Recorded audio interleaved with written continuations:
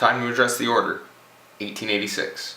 Werewolves invade London again in the Order 1886. You take the role of Sir Galahad, a knight of the Round Table Jedi Order in the 1800s, a secret society that governs and controls supernatural threats, as well as military politics, in the 1800s.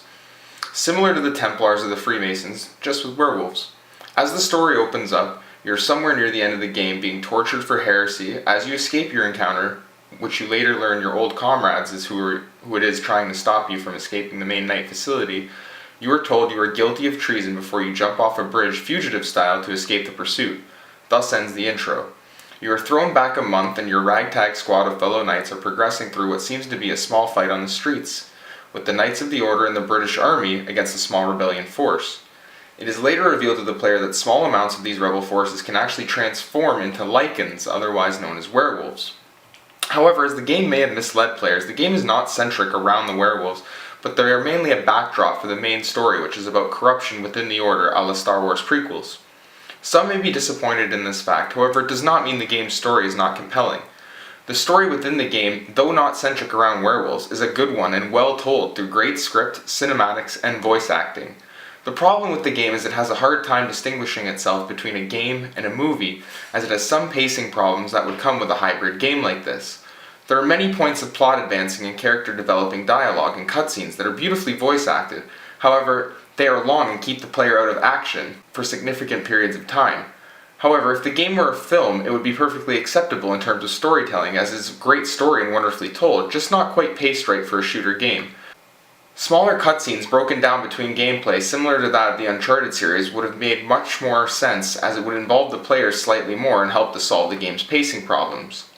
The game's soundtrack, however, is one of the best Sony has ever produced in some time, with orchestral music right down to electric guitar. No matter what song is playing, it always seems to fit the mood of the scene.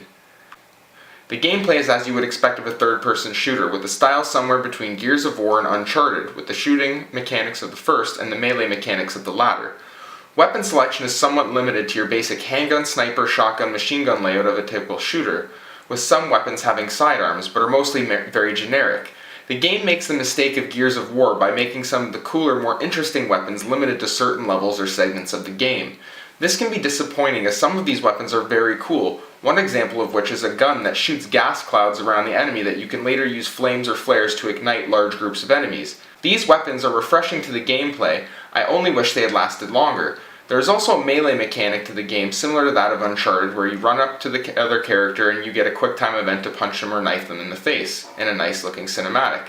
This is about the extent of the cutscene events other than the boss fights. They are not as overused as the previous reviews have made them out to be.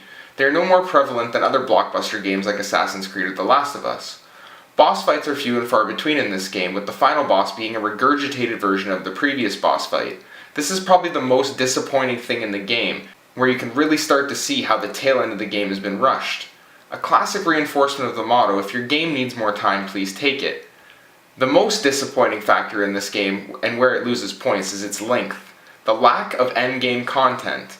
The story is great, however, but after you've completed it in about 7 hours or so, there's nothing other to do than to replay on a higher difficulty. Nothing to keep you playing. You're paying and playing for single player experience here. I, however, much prefer an enriched single player experience myself as opposed to having to rely on others. Many players, however, do feel differently and may feel that they've overpaid for the amount of content that they have received. All in all, the Order 1886 is a great single player experience that has a wonderful story. However, like most good things that come into your life, it leaves almost as quickly as it came. I give the Order 1886 7.5 Gs out of 10 on the anti-gravity scale.